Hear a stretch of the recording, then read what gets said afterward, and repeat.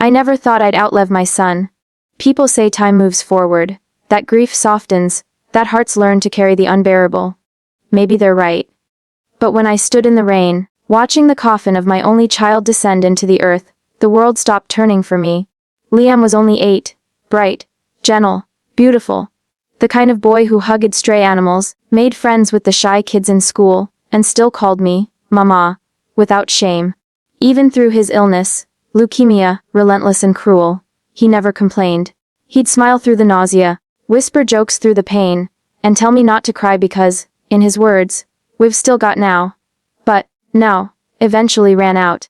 I remember the night I called my parents to tell them the funeral would be on the 12th. A soft Saturday morning, just 2 days after Liam passed in his sleep at home. I expected silence. Maybe sobbing, maybe the kind of shared grief that draws people closer. Instead, I heard my mother sigh. "Are you sure it can't wait?"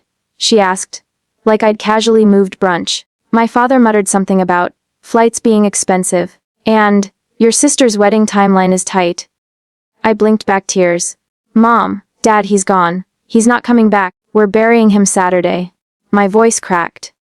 "Oh honey, I know it's hard," she said, "but you're being dramatic. This doesn't have to be some production. Just do what you have to do and let us know how it goes." How it goes. I hung up before my rage could say something my grief would regret. They didn't come. Not to the service. Not to the burial. Not even a call on the day. I stood there, under a gray sky, holding the eulogy I'd written in the back of a coffee-stained notebook, waiting to see if they might appear. Every car that pulled up gave me a jolt of false hope. But they weren't in any of them. Instead, my best friend Naomi held my hand. My neighbors came. Even Liam's third-grade teacher, Mrs. Kramer, brought flowers and cried as if he were her own. But my parents? Nowhere. Later, I'd find out they were at a wedding boutique with my sister, Ashley, shopping for centerpieces and tasting overpriced cakes for her. Perfect day. I stood alone as they lowered Liam's tiny casket into the ground. I felt like a piece of me went down with it. My heart. My reason for breathing. When it was over, I returned to an empty house, picked up Liam's favorite stuffed elephant from his bed, and held it like it was still warm with his tiny arms wrapped around it. My phone buzzed once that night. A text from my sister. "Hope the funeral went okay. Sorry we couldn't come. Stressing over the wedding, Ron. Love you though." I didn't reply. In the weeks that followed, silence filled the space where family should have been. No visits, no condolences. Not even a bouquet of, "We're thinking of you." A grief is lonely when you're surrounded by people who pretend it's not happening. But I tried to move forward. I set up a small memorial in Liam's room. Photos, his favorite books, the little robot he built with Legos. I'd sit in there some nights, pretending he'd run in any second, and ask for a bedtime story. I didn't know then that the worst betrayal hadn't even happened yet. I was still walking through the raw fog of morning. Sleeping in fits, barely eating, forcing myself to shower and show up to my remote job just to keep the lights on. And then came the letter. A cream-colored envelope, elegant cursive handwriting on the front, my parents' address embossed on the back. Inside was a request. No, a demand. They wanted access to Liam's trust fund. When Liam's biological father died in a car crash years ago, he left behind a life insurance policy and inheritance that I tucked away into a trust. Every cent, every bond, every dollar, intended for Liam's future. His college, his life, he never got to use it. The trust was still under my control, and though my son's life ended far too soon, I hadn't even begun to think about what to do with the money. It felt too sacred to touch. But apparently, it didn't feel sacred to my parents. The letter said, "Given the circumstances, it makes sense to redirect the funds to something meaningful for the family. Ashley's wedding is a once-in-a-lifetime event, and she deserves to feel special. We know you're still grieving, but this could be a way to help the family heal together.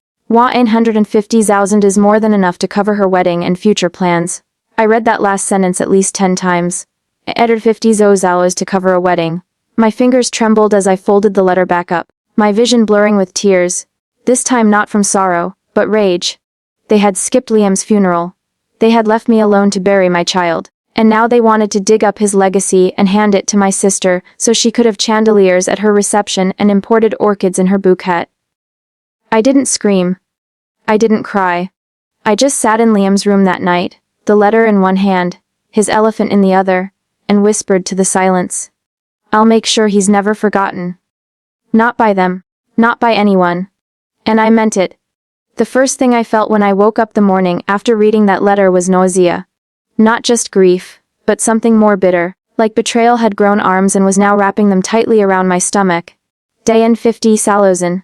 That number burned in my brain like acid. It wasn't just money. It was Liam's story, his battles, his strength, his stolen future.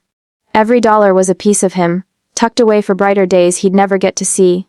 And now, my parents, who hadn't even stood by my side at his funeral, wanted it to fund Ashley's wedding. A wedding, the same Ashley who'd sent me a half-hearted, "Hope it went okay" text while I buried my son. The same Ashley who hadn't spoken to Liam in the final months of his life, because she couldn't deal with all the hospital stuff. The same Ashley who, from what I'd heard, was planning a beachside extravaganza in Santorini, with drone videographers, a designer gown flown in from Paris, and a 10-tier cake that cost more than most people's cars. I sat at my kitchen table that morning, staring at the letter, my coffee going cold in my hands. I wasn't sure what hurt more, the fact that they asked, or the fact that they expected me to say yes. I didn't respond right away. I couldn't. I needed space, time to think. But more than that, I needed to feel everything. The pain. The fury. The hollow space in my chest that once held Liam's laughter. A week later, the call started. First it was my mother. "Sweetheart," she said, using a voice she hadn't earned in years. "We just thought it would be good for everyone. Ashley's wedding is a big deal. It's bringing the whole family together." "The whole family?" I asked, my voice flat. "You mean the family that couldn't come to Liam's funeral?" There was silence on the other end. "That's not fair," she said. "You know how busy things were. And Ashley, she's your sister. Don't you want her to be happy?" I stared out the window. A squirrel darted across the yard. Liam would have laughed at that. He used to leave peanuts by the tree, just to see if they'd come back.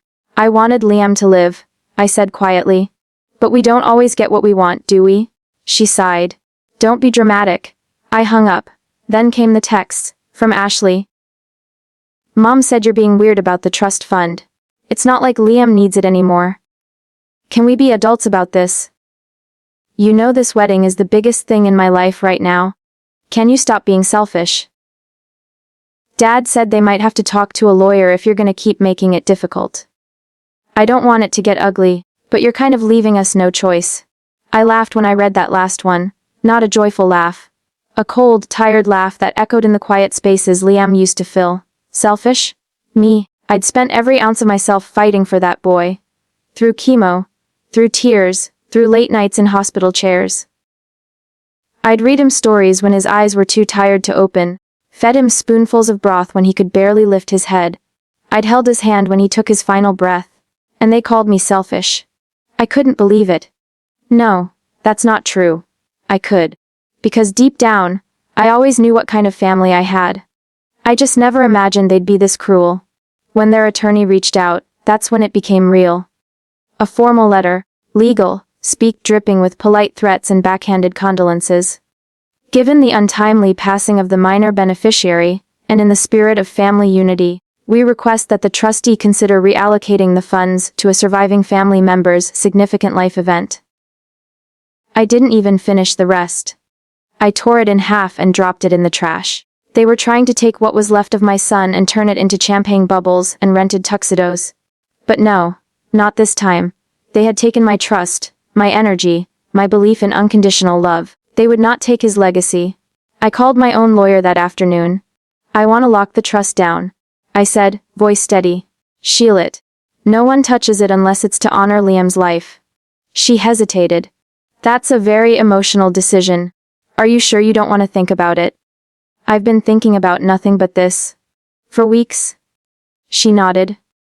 "Then I'll get the paperwork started." "You have full control as the trustee. They have no legal standing. Emotional leverage maybe, but legally they're grasping." I didn't feel victorious, just clear. That night, Ashley called me herself. Her voice was thick with attitude. "I don't get it," she snapped. "Why are you being like this? Liam is gone. This money can actually help someone living.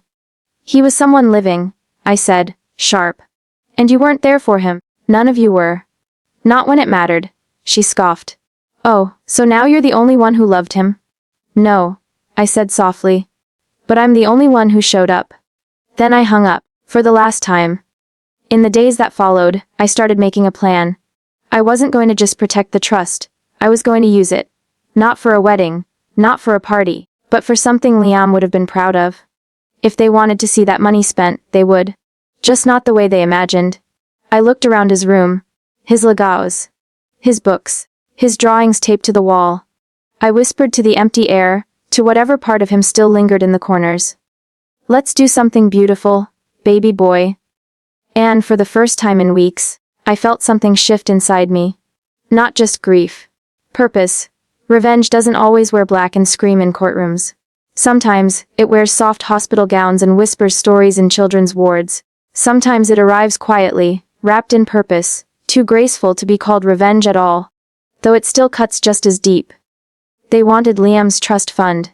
They thought they'd guilt me, wear me down, bend my grief into guilt and shame. Instead, they lit a fire, and I knew exactly where to start. The first step was finding Dr. Marin. She had been Liam's oncologist. Kind, sharp-eyed, with a quiet gentleness that made hospital visits feel less like punishment, and more like hope. I still remember Liam's last birthday, in the sterile white room. She brought him a small chocolate cupcake with a single candle, against hospital policy, and told him he was a superhero for everything he'd endured. She cried when he died. Real tears, not just professional empathy. I emailed her, explaining my plan. She called the same night. I want to build something in his name, I said. Something permanent. Something for the kids who are still fighting. There was a pause. Then, her voice, trembling just a little. He would have liked that.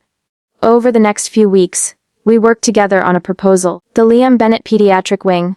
A dedicated space in the hospital. Child-focused, full of color, sunlight, playrooms, story corners, even therapy dogs. A place where kids could heal, laugh, and feel human again. Even in the darkest hours. I pulled 400 Zalozin from the trust. It was the single largest donation the hospital had received in a decade. When they asked if I wanted naming rights, I said, only his name, not mine. The next, 100 Zalozin went to a scholarship fund, for children recovering from cancer, especially those from single-parent homes like ours, the Liam Bennett Future Fighters Scholarship. Each recipient would get Liam's story, photos, drawings, a letter from me explaining who he was. Every year, some scared kid would get a second chance because my boy once existed. I used another 50,000 to build a library at Liam's school. They named it the Liam Corner, a little reading nook shaped like a rocket ship, filled with beanbags, his favorite books, and walls painted with stars and planets. His teacher, Mrs. Kramer, cried when she saw it. This is everything he loved, she whispered. I just nodded. Meanwhile, my parents and sister were growing increasingly desperate. Their last email came a week after the press release about the hospital donation went live. We were shocked to see you spending the trust fund without consulting us. That was a shared family asset, and using it for charities we never agreed to is incredibly disrespectful. We were planning to include Liam in the wedding somehow, maybe even light a candle for him. But your actions have made that impossible. This has gone too far. We want to resolve this legally. I didn't reply. Because something else happened. Something big. The story went viral. A local journalist had been covering the hospital expansion. She reached out for a comment. I gave her a short statement. My son, Liam, fought harder in 8 years than most do in a lifetime. This fund was his. I'm just making sure his light doesn't go out. She titled the article, Mother Turns Son's Lost Future into Hope for Thousands. Within a week, it had over 2 million views. Donations began pouring into the hospital in Liam's name. Strangers sent letters. One woman wrote, I lost my daughter to leukemia last year. Thank you for doing what I couldn't. Thank you for keeping their memory alive. Another, I never knew Liam, but I wish I had. I'll be telling my son about him tonight. I didn't expect the attention. I didn't want praise. But I realized something powerful. This was revenge. Not petty, not loud, beautiful revenge. I wasn't just saying no to my family. I was screaming yes to every sick child, every broken-hearted parent, every scared little fighter still holding on. I wasn't just taking the money back. I was taking back the narrative. Then came the lawsuit. They actually went through with it. Filed in family court, claiming emotional distress and misappropriation of family assets, that Ashley had made plans, with the assumption the funds would be supporting her wedding, that I had violated the spirit of family trust and unity. My lawyer laughed. There's no case. You're the trustee. You didn't break a single law. Still, I had to show up. I wore black to the hearing, not mourning black, power black. The kind that says I've buried more than just my child. I've buried your control over me. They sat across the room. Ashley, my mother, my father, all in expensive clothes, faces twisted with bitterness. They didn't even bring a photo of Liam. I brought 12. The judge dismissed their case in under an hour. I walked out into the sunshine, the wind gentle against my face. Outside the courthouse, a stranger waiting with flowers handed me a small card. It read E. For Liam. For all of them. You're not alone. In the weeks that followed, my parents tried to reach out one last time, not to apologize, but to ask if I'd at least come to Ashley's wedding. For appearance's sake. I told them I'd be busy.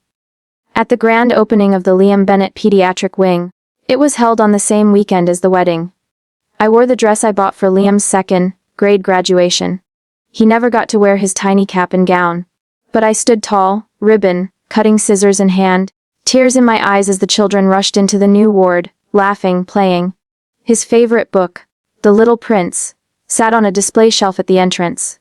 Inside was my handwritten message, to all the brave little stars, you are never alone. Love, Liam's mama. And just like that, revenge tasted like healing. Not loud, not cruel, just right, sweet. Time didn't heal everything. It didn't put Liam's arms back around my neck, or fill the silence in the house. It didn't replace bedtime songs or the feel of his small hand in mine. But time gave me space. To breathe again. To build, to begin, something new. It took months, but the grief evolved. Not into joy. That word still felt unreachable. But into purpose. And purpose was something I could hold on to. I cut off contact with my family completely after the courthouse. No emails. No phone calls. I blocked them on everything. The final message I sent was simple: you lost a grandson. Then you chose to lose a daughter. I won't chase after people who abandoned me at my lowest. Please don't contact me again. And they didn't. Not because they respected me, but because the world had turned on them. Ashley's wedding went ahead. But not in Santorini. After the lawsuit story leaked online, sponsors dropped out, vendors canceled, and the influencer brand deals she'd been banking on evaporated. One magazine even ran a headline: Bridezilla tries to steal nephew's memorial fund. Gets sued and shut down. I didn't cheer. I didn't gloat. I just let it go. Let them deal with the fallout of their own choices while I focused on mine. The hospital wing opened fully 6 months later. Bright murals lined the walls. A music therapy room had been added with leftover donations, complete with instruments Liam would have loved. Volunteers dressed as superheroes visited weekly. A therapy dog named Jasper had his own staff badge. Parents wrote me letters. Some stopped me in person, their voices thick with emotion. We didn't think anyone remembered kids like ours. Your son must have been amazing. He was. He is. Always will be. I started volunteering there once a week. At first, just helping with crafts and reading groups. Then organizing small fundraising events. It was quiet work. Honest work. And every time a child laughed, I felt Liam somewhere in that sound. One little boy, Jacob, attached himself to me quickly. Big brown eyes. Missing 2 front teeth. Always sticky with juice or markers. Miss B. He asked me one day, tugging on my sleeve, do you think heaven has Legos? I smiled, blinking back tears. I think it has the biggest Lego room ever built. He grinned. Then Liam's probably building a castle. I think so too, sweetheart. Naomi, my best friend, stayed by my side through it all. She'd been there the day Liam was born. She was there the day he died. And now, she became part of the family I rebuilt. She helped me clean out Liam's room properly for the first time. We didn't box everything up. We kept his bookshelf, turned his drawings into framed art for the hospital, donated his clothes to another mother with a sick child. We kept his elephant, of course. It sat on my bed, worn and soft. Every now and then, I'd still hold it on the bad nights. Grief doesn't vanish. But it changes shape. It softens its edges. You learn to walk beside it instead of beneath it. A year after the funeral, I stood at Liam's grave, a small marble headstone, surrounded by wildflowers we planted ourselves. His name, his dates. And beneath that, "You changed the world, little light." I sat down, knees in the grass, and started to speak. "I know you're not in the ground, baby. You're everywhere now. In the library, in the music room, in the giggles down the hospital hall." I closed my eyes. They tried to erase you, tried to turn your life into a footnote in someone else's party. But now, you're bigger than they'll ever be. You're everywhere, Liam. The breeze picked up, rustling the trees. "Miss you, baby boy. But I'm okay now. Really, I am." The last of the trust was used to start a foundation in his name, the Liam Light Foundation. Its mission was simple: support grieving parents and fund programs for children in critical care. Our first scholarship recipients wrote letters of thanks. One of them, an 18-year-old cancer survivor named Mia, told me she'd be the first in her family to go to college. "I'll carry Liam's name with me every day," she wrote. "Thank you for giving him to us, even just a little." I cried for an hour, but they were different tears. Not the suffocating kind. The kind that feel like rain on cracked earth. One night Naomi and I sat on the porch, sipping tea. "You know," she said, "you could have given in, handed over the money. Let them have their way just to keep the peace." I nodded. "I know. But you didn't." I looked at the stars. Liam never stopped fighting. "Why should I?" She smiled. "He'd be proud." "I hope so." Then we sat in silence, the kind that feels full, not empty. People talk about revenge like it's poison, something dark and destructive. But this was different. This was healing through justice. Rebuilding instead of destroying. Love turned into legacy. They thought they could take Liam's future. Instead, they made him immortal.